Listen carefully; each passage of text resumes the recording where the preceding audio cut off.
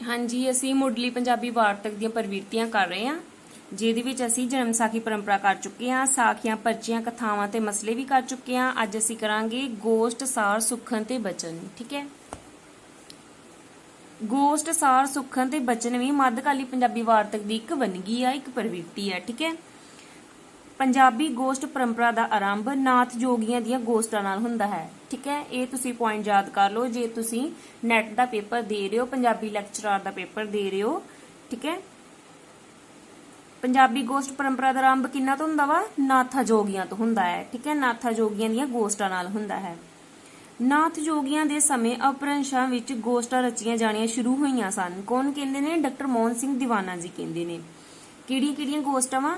ਗੋਸ਼ਟ ਸ਼੍ਰੀ ਗੋਰਖ ਨਾਲ, ਗੋਸ਼ਟ ਸ਼੍ਰੀ ਗੋਰਖ ਬਿਆਸ, ਗੋਸ਼ਟ ਆਦ ਪੂਰਬਲੀ ਬਿਆਸ ਗੁਸਾਈ ਜਨਮੇਜੇ ਨਾਲ ਕੀਤੀ, ਆਦ ਕਥਾ ਰਾਜੇ ਭਰਥਰੀ ਕੀ। ਠੀਕ ਹੈ, ਇਹ ਗੋਸ਼ਟਾਂ ਨੇ। ਪੰਜਾਬੀ ਵਾਰਤਕ ਵਿੱਚ ਗੋਸ਼ਟ ਪਰੰਪਰਾ ਦੀ ਦੂਜੀ ਸਾਖਾ ਦਾ ਆਰੰਭ ਏਕਾਦਸ਼ੀ ਮਹਾਤਮ ਨਾਲ ਹੋਇਆ ਮੰਨਿਆ ਜਾਂਦਾ ਹੈ। ਠੀਕ ਹੈ, ਕਿਹਦੇ ਨਾਲ ਮੰਨਿਆ ਜਾਂਦਾ ਵਾ? ਏਕਾਦਸ਼ੀ ਮਹਾਤਮ ਨਾਲ। ਏਕਾਦਸ਼ੀ ਮਹਾਤਮ ਵਿੱਚ ਸ਼੍ਰੀ ਕ੍ਰਿਸ਼ਨ ਦੇ ਅਰਜੁਨ ਯੁਧਿਸ਼ਟਰ ਨਾਲ ਅਤੇ ਬ੍ਰਹਮਾ ਜੀ ਦੇ ਨਾਰਦ ਮੁਨੀ ਨਾਲ ਸੰਵਾਦ ਅੰਕਿਤ ਹੋਏ ਹਨ। ਏਕਾਦਸ਼ੀ ਮਹਾਤਮ ਚ ਕਿਹਦੇ ਸੰਵਾਦ ਅੰਕਿਤ ਆ? ਸ਼੍ਰੀ ਕ੍ਰਿਸ਼ਨ ਦੇ ਅਰਜੁਨ ਯੁਧਿਸ਼ਟਰ ਨਾਲ ਹੋਏ ਨੇ, ਬ੍ਰਹਮਾ ਦੇ ਕਿਹਦੇ ਨਾਲ ਆ? ਨਾਰਦ ਮੁਨੀ ਦੇ ਨਾਲ। ਠੀਕ ਹੈ, ਤਾਂ ਦੇਖੋ ਪ੍ਰਾਨ ਸੰਗਲੀ ਵਿੱਚ ਆਈਆਂ 5 ਗੋਸ਼ਟਾਂ ਵੀ ਗੁਰੂ ਨਾਨਕ ਦੇਵ ਜੀ ਦੇ ਨਾਮ ਨਾਲ ਹੀ ਸੰਬੰਧਿਤ ਹਨ। ਪ੍ਰਾਨ ਸੰਗਲੀ ਵਿੱਚ 5 ਗੋਸ਼ਟਾਂ ਆਈਆਂ ਵਾ ਜੋ ਕਿ ਆ ਗੁਰੂ ਨਾਨਕ ਦੇਵ ਜੀ ਨਾਲ ਸੰਬੰਧਿਤ ਆ। ਠੀਕ ਹੈ, ਡਾਕਟਰ ਪਿਆਰਾ ਸਿੰਘ ਦੁਆਰਾ ਸੰਪਾਦਿਤ ਜਨਮ ਸਾਖੀ B40 ਸ਼੍ਰੀ ਗੁਰੂ ਨਾਨਕ ਦੇਵ ਜੀ ਵਿੱਚ 14 ਗੋਸ਼ਟਾਂ ਦਾ ਜ਼ਿਕਰ ਹੋਇਆ ਹੈ। ਠੀਕ ਹੈ, ਜਿਹੜੀ ਜਨਮ ਸਾਖੀ ਡਾਕਟਰ ਪਿਆਰਾ ਸਿੰਘ ਨੇ ਸੰਪਾਦਿਤ ਕੀਤੀ ਆ ਉਹਦੇ ਵਿੱਚ 14 ਗੋਸ਼ਟਾਂ ਦਾ ਵਰਣਨ ਹੋਇਆ ਵਾ, ਜ਼ਿਕਰ ਹੋਇਆ ਵਾ। ਗਿਆਨੀ ਸੇਵਾ ਸਿੰਘ ਨੇ ਪ੍ਰਾਚੀਨ ਜਨਮ ਸਾਖੀ ਵਿੱਚ 7 ਗੋਸ਼ਟਾਂ ਵੱਲ ਸੰਕੇਤ ਕੀਤਾ। ਜਿਹੜੀਆਂ ਗੋਸ਼ਟਾਂ ਵਾ? ਸ਼੍ਰੀ ਨਿਰੰਕਾਰ ਨਾਲ ਗੋਸ਼ਟ, ਸ਼ੇਖ ਫਰੀਦ ਨਾਲ ਗੋਸ਼ਟ, ਗੋਸ਼ਟ ਮੀਆਂ ਮਿੱਠੇ ਨਾਲ, ਗੋਸ਼ਟ ਸਿੱਧਾ ਨਾਲ, ਗੋਸ਼ਟ ਰਤਨ ਹਾਜੀ ਨਾਲ, ਸਿੱਧਾ ਨਾਲ ਗੋਸ਼ਟ ਅਤੇ ਮੱਕੇ ਦੀ ਗੋਸ਼ਟ। ਪਾਈ ਬਾਲੇ ਵਾਲੀ ਜਨਮ ਸਾਖੀ ਵਿੱਚ 9 ਗੋਸ਼ਟਾਂ ਆਈਆਂ ਵਾ। ਹਾਂਜੀ, ਅਗਲਾ ਪੁਆਇੰਟ ਆ ਗੋਸ਼ਟ ਬਾਬੇ ਲਾਲ ਨਾਲ। ਵਿਵੇਕ ਸਾਰ, ਵਿਵੇਕ ਪ੍ਰਸ਼ਨੋਤਰੀ। ਠੀਕ ਹੈ, ਸੁਖਨ ਫਕੀਰਾਂ ਦੇ। ਅਗਲਾ ਪੁਆਇੰਟ ਆ ਸੁਖਨ ਫਕੀਰਾਂ ਦੇ। ਬਚਨ, ਸੁਖਨ ਅਤੇ ਅਕਵਾਲ 18ਵੀਂ ਸਦੀ ਦੀ ਵਾਰਤਕ ਦੇ ਕੁਝ ਹੋਰ ਪ੍ਰਮੁੱਖ ਰੂਪ ਹਨ। ਕਿਹੜੀ ਸਦੀ ਦੇ ਆ? 18ਵੀਂ ਸਦੀ ਦੀ। ਇਹ ਤੁਸੀਂ ਯਾਦ ਕਰ ਲਿਓ। ਬਚਨ, ਸੁਖਨ ਤੇ ਅਕਵਾਲ ਕੀ ਆ? 18ਵੀਂ ਸਦੀ ਦੇ ਵਾਰਤਕ ਵਾ। ਠੀਕ ਹੈ, ਕਿਹੜੇ ਬਚਨ ਤੇ ਸੁਖਨ ਆ ਦੇਖਾਂਗੇ। ਬਚਨ ਗੋਬਿੰਦ ਲੋਕਾਂ ਕੇ, ਬਚਨ ਗੁਰਸਿੱਖਾਂ ਕੇ, ਸੁਖਨ ਫਕੀਰਾਂ ਦੇ, ਅਹਿਵਾਲ ਸਾਈਂ ਲੋਕਾਂ ਦੇ। ਠੀਕ ਹੈ, ਪੋਥੀ ਆਸਾਵਰੀਆ ਭਾਈ ਸਹਿਜ ਰਾਮ ਜੀ। ਇਹਦੇ ਨਾਮ ਵੀ ਤੁਸੀਂ ਯਾਦ ਕਰਨੇ ਨੇ, ਇਹਦੇ ਨਾਮ ਤੋਂ ਹੀ ਕੁਐਸਚਨ ਪੁੱਛ ਲੈਂਦੇ ਆ ਕਿ ਪੋਥੀ ਆਸਾਵਰੀਆ ਕਿਹਦੀ ਰਚਨਾ ਵਾ? ਭਾਈ ਸਹਿਜ ਰਾਮ ਜੀ ਦੀ ਹੈ। ਠੀਕ ਹੈ, ਭਾਈ ਸਹਿਜ ਰਾਮ ਨੂੰ ਸੇਵਾਪੰਥੀ ਸੰਪਰਦਾ ਦਾ ਵੇਦ ਵਿਆਸ ਕਿਹਾ ਜਾਂਦਾ ਹੈ। ਇਹ ਤੁਸੀਂ ਪੁਆਇੰਟ ਨੋਟ ਕਰ ਲਓ, ਪੇਪਰ ਲਈ ਇੰਪੋਰਟੈਂਟ ਆ। ਭਾਈ ਸਹਿਜ ਰਾਮ ਨੂੰ ਸੇਵਾਪੰਥੀ ਸੰਪਰਦਾ ਦਾ ਕੀ ਕਿਹਾ ਜਾਂਦਾ ਵਾ? ਵੇਦ ਵਿਆਸ। ਠੀਕ ਹੈ, ਹਾਂਜੀ। ਪਰਮਾਰਥ ਤੇ ਟੀਕੇ। ਅਗਲਾ ਪੁਆਇੰਟ ਆ ਪਰਮਾਰਥ ਤੇ ਟੀਕੇ। ਪਰਮਾਰਥ ਅਤੇ ਗੋਸ਼ਟਾਂ ਦਾ ਪ੍ਰਵਾਹ ਚਲਾਉਣ ਦਾ ਸਿਹਰਾ ਮੀਨੇ ਗੁਰੂਆਂ ਸ਼੍ਰੀ ਮਿਹਰਬਾਨ ਅਤੇ ਹਰਜੀ ਦੇ ਸਿਰ ਹੈ। ਠੀਕ ਹੈ, ਪਰਮਾਰਥ ਤੇ ਗੋਸ਼ਟਾਂ ਚਲਾਉਣ ਦਾ ਸਿਹਰਾ ਕਿਹਦੇ ਸਿਰ ਆ? ਮਿਹਰਬਾਨ ਤੇ ਹਰਜੀ ਦੇ ਸਿਰ ਵਾ। ਠੀਕ ਹੈ, ਇਹ ਕੌਣ ਆ? ਮੀਨੇ ਗੁਰੂ ਨੇ। ਸੋਢੀ ਮਿਹਰਬਾਨ ਦੁਆਰਾ ਆਰੰਭ ਕੀਤੀ ਮੀਨਾ ਸੰਪਰਦਾ ਨਾਲ ਸੰਬੰਧਿਤ ਕੁਝ ਇੱਕ ਪ੍ਰਮੁੱਖ ਪਰਮਾਰਥ ਇਸ ਪ੍ਰਕਾਰ ਹਨ। ਕਿਹੜੇ ਪਰਮਾਰਥ ਆ ਜਿਹੜੇ ਕਿ ਸੋਢੀ ਮਿਹਰਬਾਨ ਨੇ ਸ਼ੁਰੂ ਕੀਤੀ ਸੀ ਮੀਨਾ ਸੰਪਰਦਾ? ਕਿਹੜੇ ਪਰਮਾਰਥ ਹੈ ਇਹਦੇ ਵਿੱਚ? ਜਪ ਪਰਮਾਰਥ, ਟੀਕਾ ਸਿੱਧ ਗੋਸ਼ਟ, ਟੀਕਾ ਦੱਖਣੀ ਓਂਕਾਰ, ਟੀਕਾ ਪੱਟੀ, ਟੀਕਾ ਬਾਰਾਮਾ ਤੁਖਾਰੀ, ਸੁਖਮਨੀ ਸਹੰਸਰਨਾਮਾ। ਠੀਕ ਹੈ,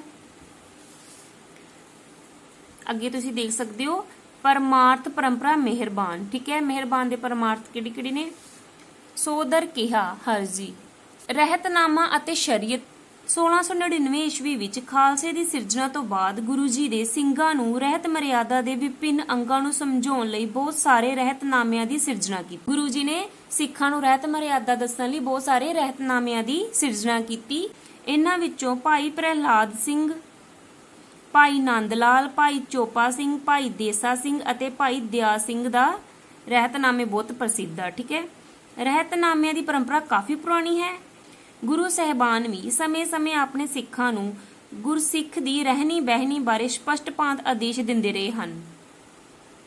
ਹਾਂਜੀ, ਰਹਿਤਨਾਮਾ ਦੇਖਾਂਗੇ। ਦੇਖੋ, ਕਾਲ ਕਾਏ ਕਿਛ ਹੱਥੋਂ ਦੇ ਨਾਨਕ ਰਾਹ ਪਛਾਣੇ ਸੇ, ਗੁਰ ਸਤਗੁਰ ਕਾ ਜੋ ਸਿੱਖ ਅਖਾਏ, ਸੋ ਭਲਕੇ ਉਠ ਹਰ ਨਾਮ ਧਿਆਏ, ਉਦਮ ਕਰੇ ਭਲਕੇ ਪ੍ਰਭਾਤੀ, ਇਸ਼ਨਾਨ ਕਰੇ ਅੰਮ੍ਰਿਤਸਰ ਨਾਵੇ।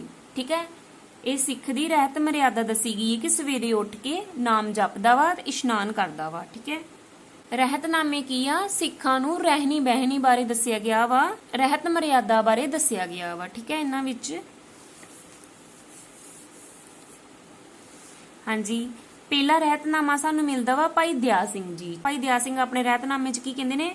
ਬੁਰਾ ਨਾ ਕਰੇ ਅੰਤ ਕੀ ਔਰ ਦੇਖੇ, ਦੁਖੇ ਦੁਖਾਵੇ ਨਾਹੀ, ਮਿੱਠਾ ਬੋਲੇ ਮਨ ਸੁਧ ਰੱਖੇ, ਰਕ ਸੋਗ ਹਰੇ। ਅਗਲਾ ਵਾ ਪ੍ਰੇਮ ਸੁਮਾਰਗ।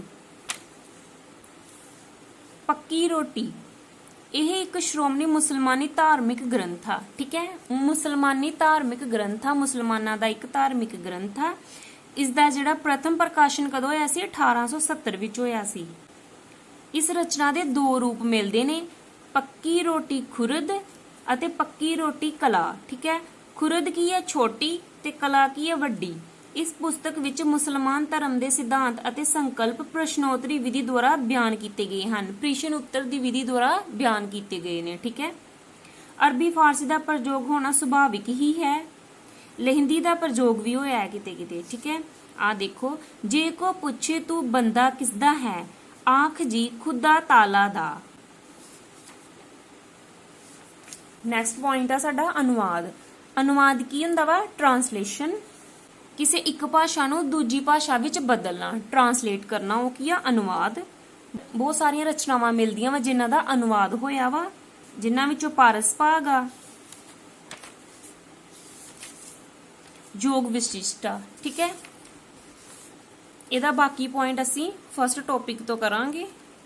ਅਨੁਵਾਦ ਕਰਾਂਗੇ। ਅਨੁਵਾਦ ਕੀ ਆ? ਦੇਖੋ, ਇਸ ਕਾਲ ਵਿੱਚ ਸੰਸਕ੍ਰਿਤ, ਅਰਬੀ ਅਤੇ ਫਾਰਸੀ ਦੇ ਬਹੁਤ ਸਾਰੇ ਗ੍ਰੰਥਾਂ ਦਾ ਅਨੁਵਾਦ ਹੁੰਦਾ ਹੈ। ਠੀਕ ਹੈ, ਬਿੰਦੂਸਾਰ, ਟੀਕਾ ਵੇਦਾਂਤ ਸਾਰ, ਗੀਤਾ ਮਹਾਤਮ ਆਦਿ, ਰਾਮਾਇਣ, ਇਹ ਸਾਰੇ ਇੰਪੋਰਟੈਂਟ ਆ। ਠੀਕ ਹੈ, ਬਿੰਦੂਸਾਰ ਕੀ ਆ?